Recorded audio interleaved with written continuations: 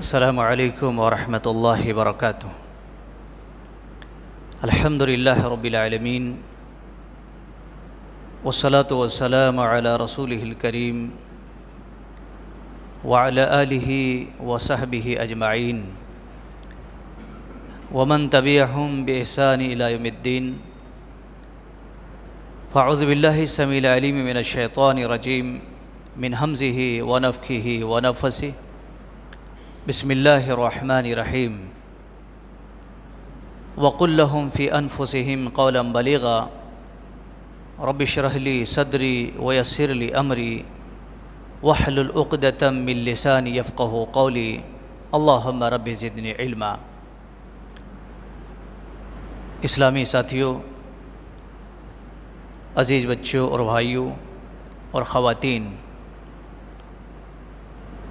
اس اللہ رب العالمین کا بے انتہا کرم اور اس کا شکر ہے کہ اس رب نے، اس مالک حقیقی نے ہم سب کو اس لائق بنایا کہ آج کے اس نماز تراویح کے اندر الحمدللہ قرآن مجید کی 17ویں پارے کی تلاوت اللہ کے فضل اور اس کے کرم سے ہم لوگوں نے سماعت کی ہے۔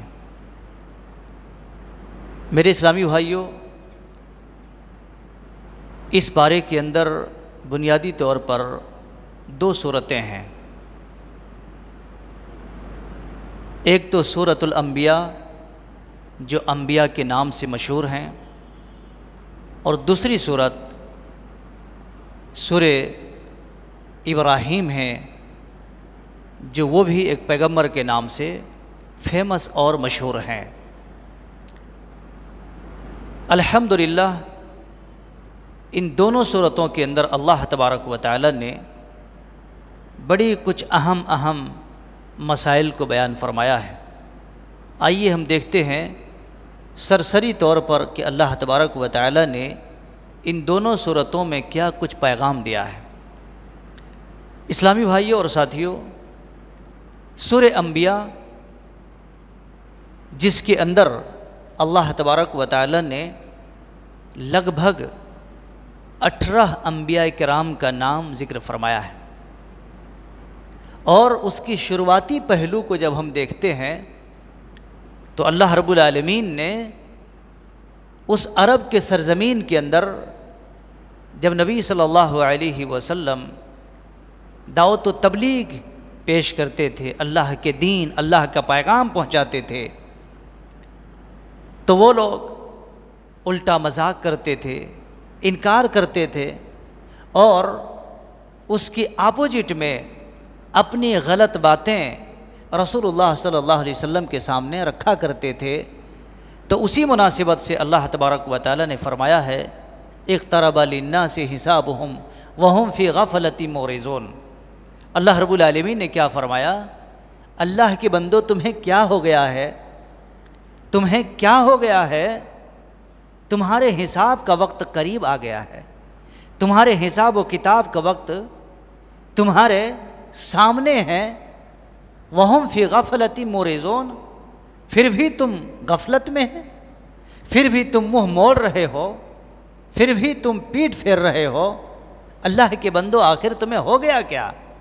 اور وہ لوگ یہی کہا کرتے تھے کہ بھائی مرنے کے بعد کچھ بھی حساب و کتاب نہیں ہے، مرنے کے بعد کس نے دیکھا؟ جیسے کہ آج کل کے لوگوں کا حال ہے کہ نہیں، مر جائیں گے، مٹی میں مل جائیں گے، ختم ہو جاتا، بس پیدا ہوئے ہیں، کھاؤ پیو، دنیا سے چلے جاؤ، کوئی حساب نہیں، کوئی کتاب نہیں۔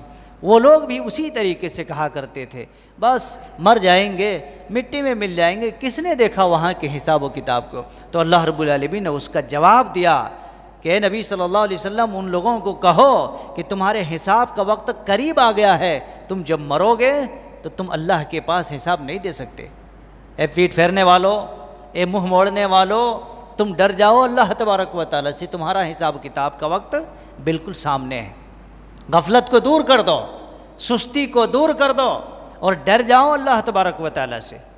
تو تو اللہ رب العالمین نے اس صورت کے شروع کے اندر ان لوگوں کو ایک قسم کی دھمکی دی ہے اور انہیں ڈر پیدا کیا ہے تاکہ وہ ڈر جائیں کہ تمہارے پیدا کرنے والے ہیں، تمہارا حساب کتاب لینے والے ہیں، ایک دن تمہارا حساب کتاب ہونا ہے۔ اور یہ سب کے لیے ہے، صرف عرب کے سرزمین والوں کے لیے نہیں، یہ پیغام پوری دنیا کے تمام لوگوں کے لیے، سارے لوگوں کے لیے، اور صرف مسلمانوں ہی کے لیے نہیں، دنیا کے اندر جتنے بھی انسان ہیں، جتنے بھی انسان ہیں، ان تمام انسانوں کو اللہ تبارک و تعالی حساب کتاب لے گا، سارے لوگوں کو، اور اپنی زندگی کی پوری کہانی اللہ رب العالمین کے پاس پیشگی ہونی ہے۔ اور پھر اللہ تبارک و تعالی نے آگے چلتے ہوئے انبیاء کے تذکرہ فرمایا ہے۔ حضرت ابراہیم علیہ السلام قوم کے درمیان میں اللہ تبارک و تعالیٰ کا پیغام پہنچائے اور کہا لوگوں بت پرستی سے باہر آ جاؤ، وہ تمہیں نفع نہیں دے سکتے، نقصان نہیں پہنچا سکتے، تمہارے لیے نفع اور نقصان کا مالک وہ نہیں ہے، نفع اور نقصان کا مالک صرف اللہ کی ذات ہے، اس کی عبادت کرو۔ حضرت نوح علیہ السلام کا تذکرہ فرمایا اللہ تبارک و تعالیٰ، ان کی دعوت، ان کی مشن کو بیان فرمایا۔ اللہ رب العالمین نے ان لوگوں کو ڈبا دیا، غرق کر دیا پانی کے اندر، رب العالمین نے اس کا بھی تذکرہ فرمایا۔ جی اس لیے دوستو، بہت سارے ایسے لوگ جہاں پر سیلاب بہت کم آیا کرتا ہے، وہاں کے لوگ کہنے لگتے نہیں بھائی ہم لوگ سیفٹی ہیں، یہاں پر سیلاب آ ہی نہیں سکتا ہے۔ کتوڑم کے اندر بھی بہت سارے لوگ بولتے رہتے نہیں یہاں پر کبھی نہیں آیا بھائی، یہ نہیں آ سکتا ہے۔ میرے بھائیوں، حضرت نوح علیہ السلام جہاں پر رہا کرتے تھے وہاں کے لوگوں میں ندی اور نالے تو چھوڑو، ان کو پینے کے لیے پانی نہیں ملتا تھا صحیح طریقے سے، لیکن اللہ تبارک و تعالیٰ نے وہاں پر بھی ایک جودی پہاڑ ہیں، بیٹا نے خود کہا تھا جودی پہاڑ پہ چڑھ جائیں گے، کہاں کی سیلاب لگا لیے، کہاں کی کشتی، کہاں، لیکن اللہ تبارک و تعالیٰ نے آسمان کو بھی حکم دیا اور زمین کو بھی حکم دیا، دونوں طرف سے لوگوں کو غرق کر کے ختم کر دیا۔ اس لیے اللہ رب العالمین سے ڈرنا چاہیے۔ حضرت داؤد علیہ السلام، حضرت سلیمان علیہ السلام کا ذکر فرمایا اللہ تعالیٰ نے، ان لوگوں کو بے شمار خوبیاں اللہ نے عطا فرمائی تھی۔ جی حضرت سلیمان علیہ السلام ایک ایسے پیغمبر ہیں جن کو اللہ تبارک و تعالیٰ نے ایک دن میں 2 مہینے کے سفر کرنے کی شکتی اور پاور دیا تھا، 2 مہینے کی جرنی کرنے کی شکتی اور پاور دیا تھا۔ رب العالمین نے ان کے ہاتھ میں ہوا کو تابع کر دیا تھا، جیسا ہوا کو حکم کرتے اسی طریقے سے ہوا اس کو لے کر کے چلتی تھی۔ چڑیے ہیں، پرندے ہیں، اللہ اکبر، جو ان کی آواز سنا کرتے تھے۔ دونوں باپ بیٹے ہیں حضرت داؤد علیہ السلام، حضرت سلیمان علیہ السلام۔ میرے بھائیوں، اللہ تبارک و تعالیٰ نے حضرت یونس علیہ السلام کا ذکر فرمایا، وہ بھی پبلک کے اندر، لوگوں میں، جس قوم میں اللہ رب العالمین کا پیغام اور دعوت توحید پہنچا رہے تھے، وہاں کے لوگ سنتے کسی کو اصلاح کرنے اور ہدایت کرنے کا کوئی قسم کے ذریعہ نہیں دکھ رہا تھا، ان لوگوں کو ویسے ہی چھوڑ کر کے نکل گئے تھے۔ جس کے بعد ایک بہت بڑی کہانی ہو گئی، سمندر کی کہانی، مچھلی کی کہانی، مچھلی میں پیٹ میں جانے کی کہانی، پھر ان کی دعا کی کہانی۔ اللہ تبارک و تعالیٰ نے پھر ان کی دعا قبول فرمائے۔ ایسے ہی اللہ تبارک و تعالیٰ نے بے شمار انبیاء کا تذکرہ اس سورت کے اندر سورہ انبیاء میں کیا ہے، جس کا نام سورۃ الانبیاء ہی رکھ دیا اللہ تعالیٰ نے۔ ہر آدمی اگر دیکھیں، اپنے تئیں سے اس کو مطالعہ کریں، اس سورت کو پڑھیں، تو جس کے اندر توحید کی اور آخرت کی اور جو ہے معاشرے کی اصلاح کے بارے میں اللہ تعالیٰ نے اس سورت کو بڑی ہی اہم طریقے سے نازل فرمایا۔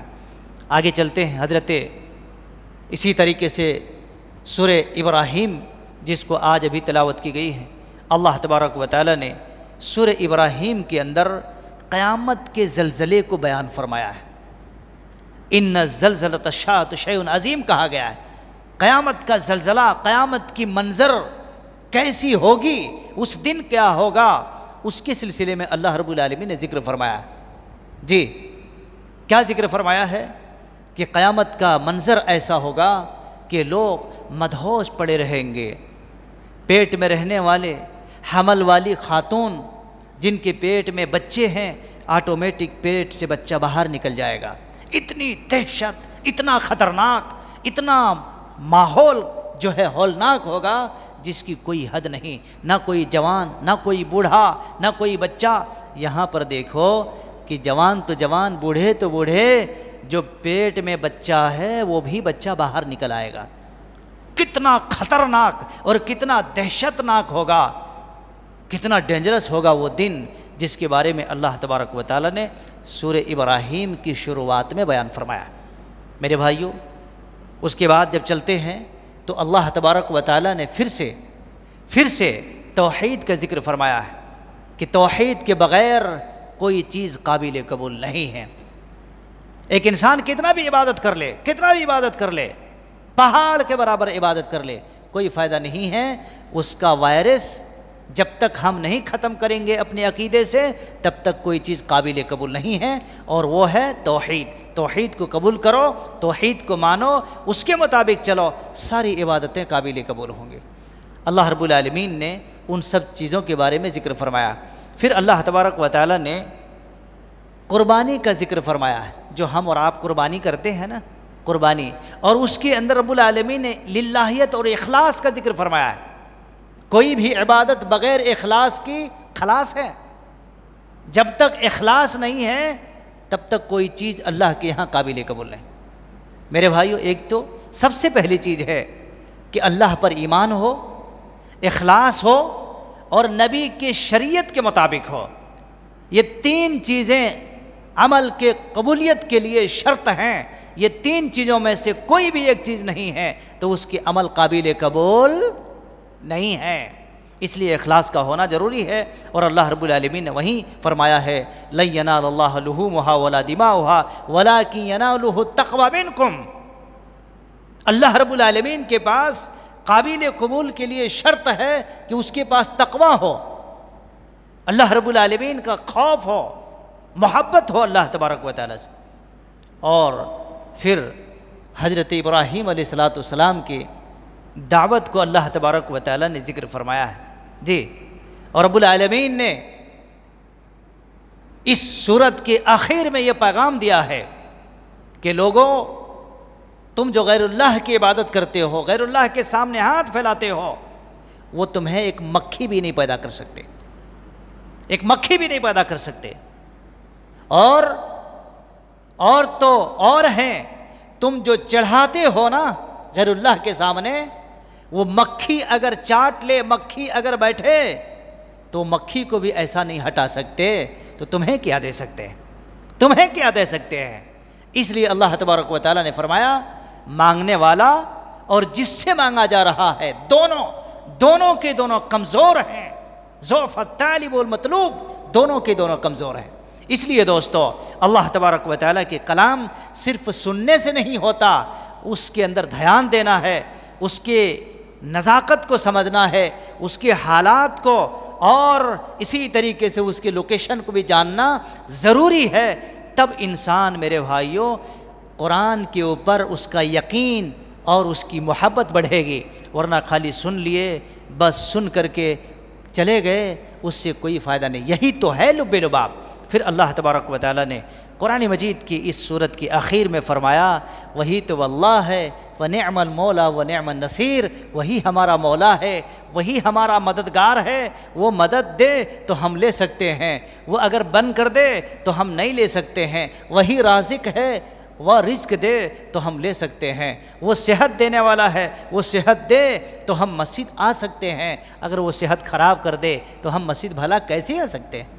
اس لیے ان تمام حالات کو سمجھنا ہے اور اس کو جاننا ہے، اس کے مطابق اپنے ایمان کو مزید مضبوط کرنا ہے۔ تو کل ملا کر کے قرآن مجید کی ان دونوں صورتوں کے اندر اللہ تبارک و تعالیٰ نے بڑے اہم عقید توحید، معاشرے کی اصلاح، توحید کسے کہتے ہیں، اخلاص کسے کہتے ہیں، قیامت کا زلزلہ، قیامت کا منظر، اور انبیاء علیہ السلام کی دعوت و تبلیغ، اور انبیاء کے ساتھ بھی جو کچھ ہوا ہے اس کو جاننا ضروری ہے۔